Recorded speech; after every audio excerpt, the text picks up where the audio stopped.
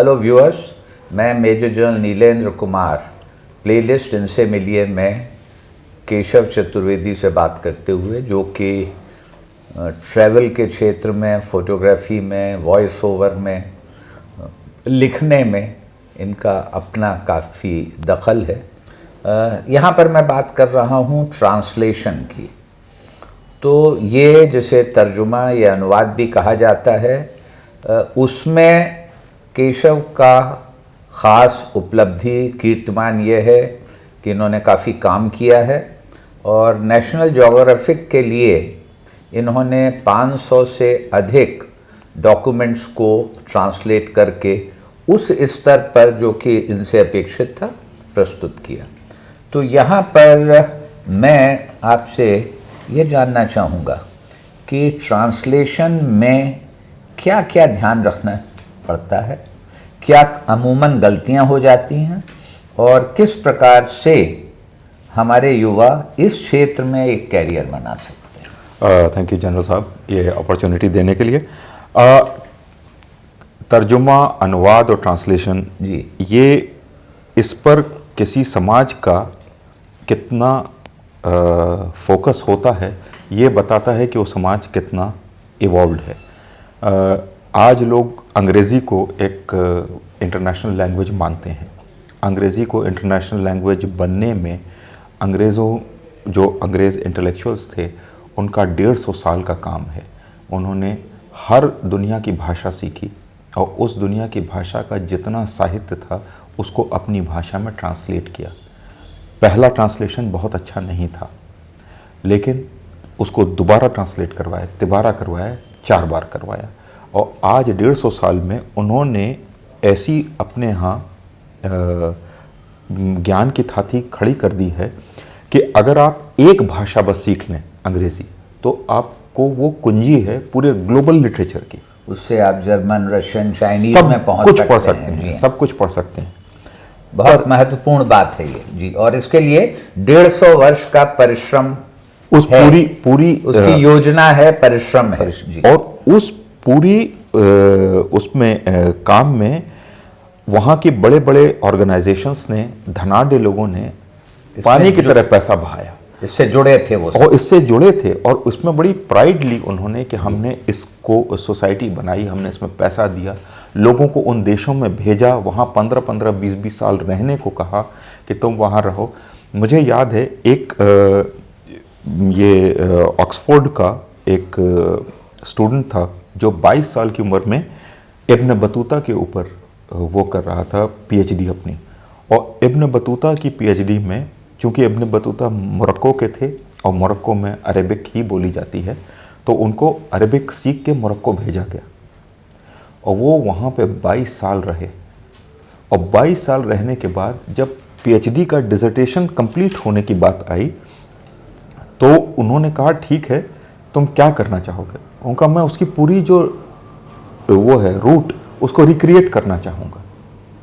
और उन्होंने उसको पूरा फंड किया और उस फंडिंग को फिर नेशनल ज्योग्राफिक ने अपने यहाँ एक डॉक्यूमेंट्री की तरह इस्तेमाल भी किया, प्रोड्यूस किया।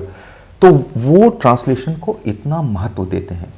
अब आज भी भारत में जो अंग्रेजी स्पीकिंग लोग हैं जी, और गांधी जी तो अंग्रेजी हिंदी दोनों ही जानते थे, गुजराती भी जानते थे।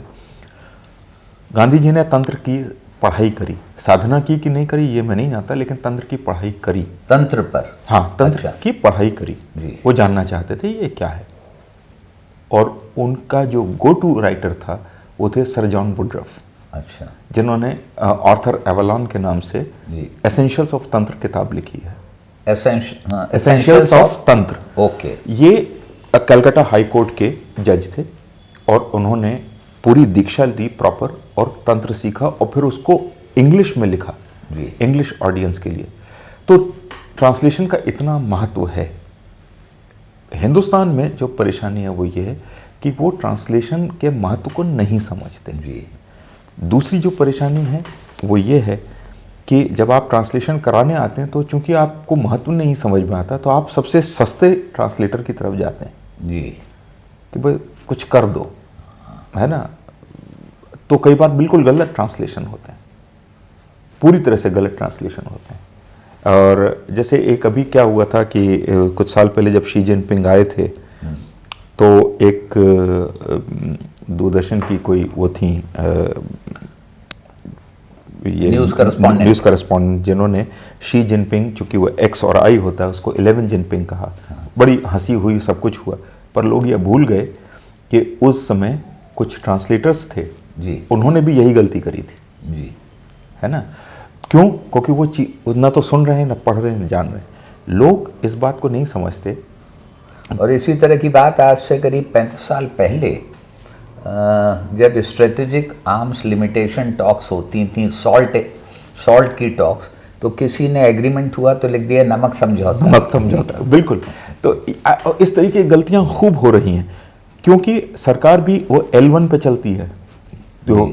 तो एक ज़माना ये था कि 30 पैसे पर वर्ड पे ट्रांसलेशन होता था जी।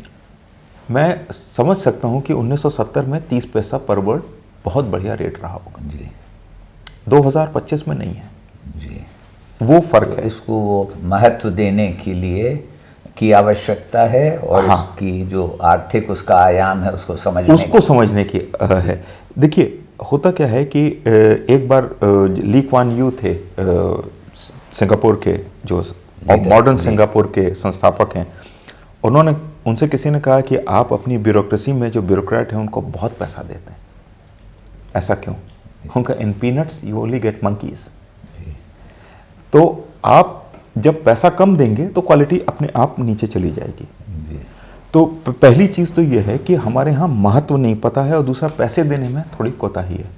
मैं आपको ओरिजिनल जो हम लोग अभी बात कर रहे थे अंग्रेज़ी वाली, बहुत से लोग जो जर्मन जानते हैं, जैसे मैं एक महिला को जानता हूँ जो जर्मन जानती हैं, और उन्होंने अभी हाल ही में काफ्का की कुछ वो हैं कविताएं उनको ट्रांसलेट किया है जर्मन से हिंदी में डायरेक्टली एक मैगजीन के लिए।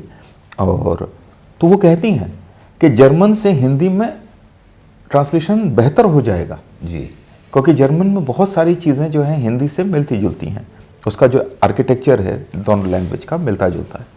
लेकिन इंग्लिश ने इतना मटेरियल इतना ज़्यादा सुलभ करा दिया है आपको, वो जो 150 साल की मेहनत है, उस मेहनत ने सबको क्रश कर दिया अपने सामने। अब अगर आप, जैसे हम देखते हैं, लोग कहते हैं कि हिंदी को बढ़ाओ, हिंदी को, भाई हिंदी में फिर उतना कंटेंट क्रिएट करो ना, और क्वालिटी कंटेंट, ताकि दुनिया में लोगों को लगे कि भाई हम ये भाषा जान लेंगे तो हमें पोर्टल खुल जाएगा पूरी दुनिया के साहित्य। तो कम्युनिकेशन और नॉलेज कंटेंट्स बढ़ाने के लिए ट्रांसलेशन वर्क की आवश्यकता है, ये बात स्पष्ट हो जाती है। और इसी से लगा जो मैंने आपसे कहा कि जो क्या इसमें आगे करियर अपॉर्चुनिटीज़ हैं, और किस तरह से शुरू करना चाहिए, और क्या इसमें मौके हैं, इसके बारे में भी हमारे दर्शकों को बताएं।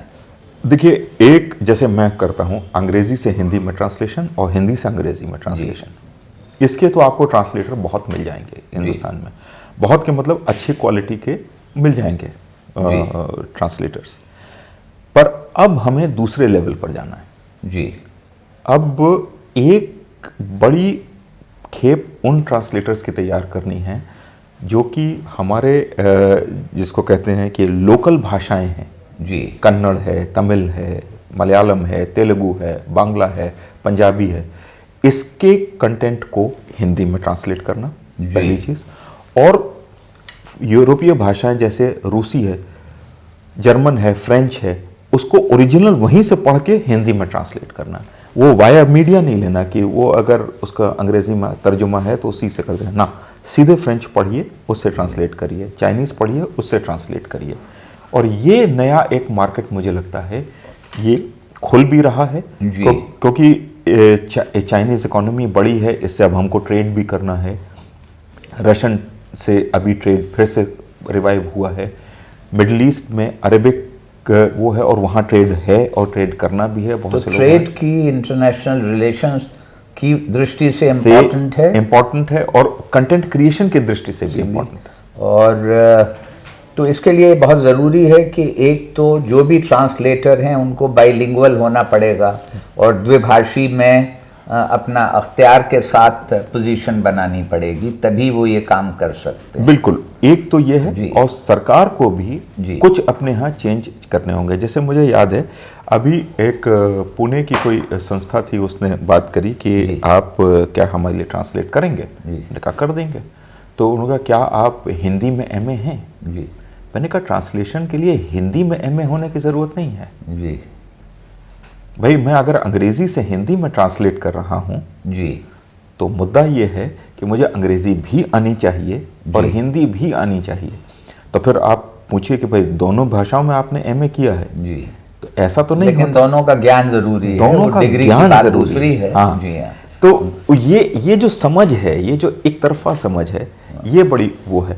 तो दुभाषिया होना तो ज़रूरी है, आपको दोनों भाषाएं जानी चाहिए। और क्या आप समझते हैं कि इसमें आगे ज़्यादा ज़रूरत है पब्लिक सेक्टर में इसका महत्व समझने की, या एफर्ट किए जाएंगे प्राइवेट सेक्टर में? प्राइवेट सेक्टर में भी होगा। अभी एक दिन मुझे अचानक एक सज्जन ने कहा कि आपको पता है कि अमेज़ॉन ने अपना जो एसईओ है उसको हिंदी में करने के लिए मुझे काम दिया कि उन्होंने 1.25 लाख वर्ड दिए हमको जी हिंदी से अंग्रेज़ी में ट्रांसलेट करने के लिए, और 1.25 लाख वर्ड उन्होंने 3 रुपये या 4 रुपये पर वर्ड के हिसाब से दिए। तो मैंने जिस आदमी को हायर किया उसको 2 रुपये दिए, तो अचानक सब लोग जो थे बहुत पैसे में आ गए। तो हमने कहा ये तो बड़ी नई सी चीज़ है। उन्होंने कहा हाँ सर, असल में हो क्या रहा है कि अब हर भाषा अपनी एसईओ तैयार करना चाह रही है। जी। तो मुझे लगता है कि इंटरनेट के कारण हिंदी या लोकल भाषाएं जो हैं इनमें भी वो बढ़ेगा। और आप अगर 2 भाषाएं जानते हैं और अपने कंटेंट को पूरा ट्रांसफ़र कर रहे हैं इंग्लिश से हिंदी में, जर्मन से हिंदी में और तमिल से हिंदी में, तो इसका बाज़ार खुलने वाला है।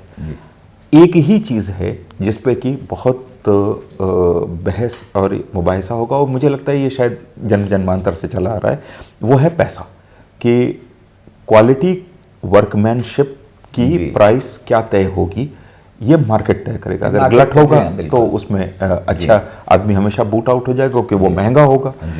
लेकिन अगर जो भी फिर भी होता क्या है कि 2 या 4 कॉरपोरेट हाउसेस या 2 या 4 इंडिविजुअल्स या 2 या 4 बड़े ऑफिसर्स और डिपार्टमेंट्स ऐसे आपको हमेशा लाइफ में मिल जाएंगे जिनकी बायस है क्वालिटी के लिए, जो क्वालिटी के लिए कटिबद्ध हैं, प्रतिबद्ध हैं, और वो आपको पैसा दे देंगे। उतनी देर आपको वहाँ पे होल्ड ऑन करना पड़ेगा। इसकी बहुत ज़रूरत है। जैसे कि मसलन सुप्रीम कोर्ट में जो भी मामले आते हैं हाई कोर्ट से, और जो कि हिंदी में या अन्य भाषाओं में जजमेंट्स दिए गए हैं, और जब सुप्रीम कोर्ट में आए हैं तो उन कागजात की, दस्तावेज़ों का अंग्रेज़ी में होना ज़रूरी है। तो काफ़ी वक्त लगता है दिल्ली में उसका ट्रांसलेशन कराने में, जिससे कि कागज़ फिर एक्सेप्ट हो सकें। तो ये आपने बहुत ही महत्वपूर्ण बात बताई, और मुझे पूरा विश्वास है कि इससे हमारे दर्शकों को जानकारी मिलेगी, और इसी तरह केशव जी से हमारी बातचीत जारी रहेगी। बने रहिए।